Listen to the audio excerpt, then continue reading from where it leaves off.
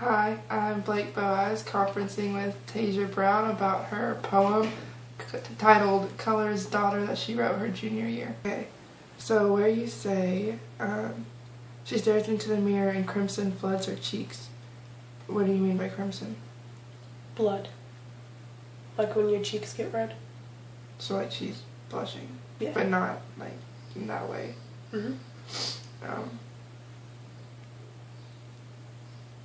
I don't know.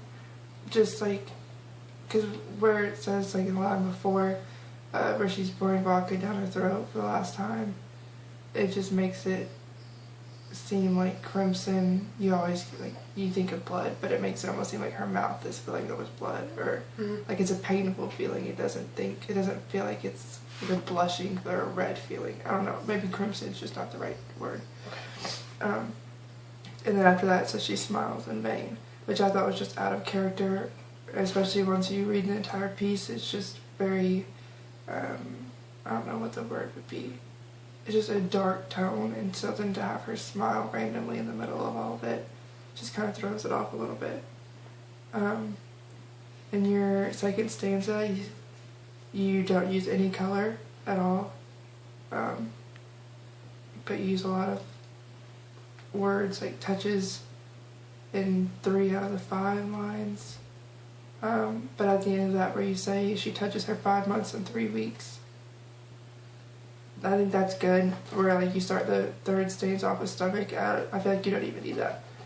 You could just say she touches her cheek, she touches her hair, she touches her 5 months and 3 weeks, and we get what that means. But I thought it was good because it's very subtle, and like I said, throughout the entire piece, like you don't mention that again, so it's very like just good.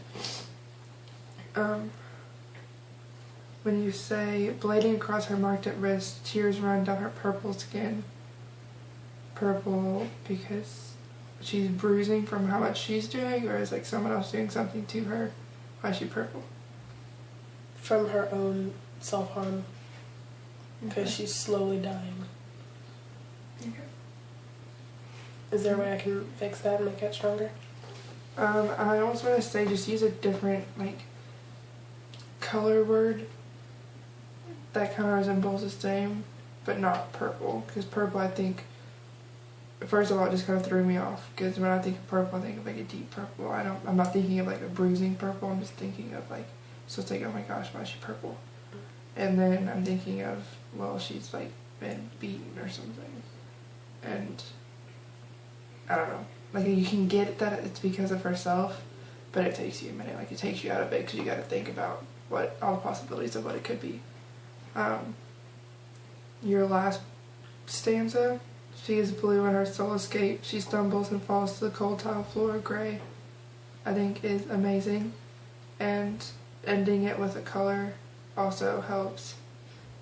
And back to the beginning, having it start with just one line when you have a bunch of stanzas kind of throws it off, and I like it though, because where you say her soft pale face is in sync with the drip drop of the faucet, like pale is a good word to use, like it's a color, but you're not using like an actual color that you would find in like a crayon box.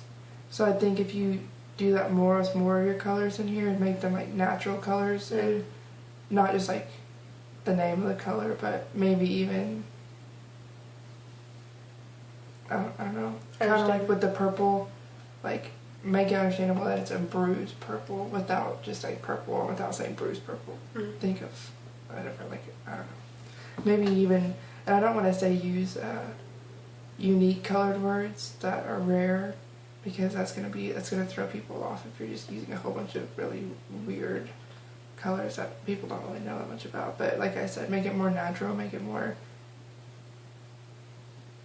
yeah, that's all I can say about that, natural.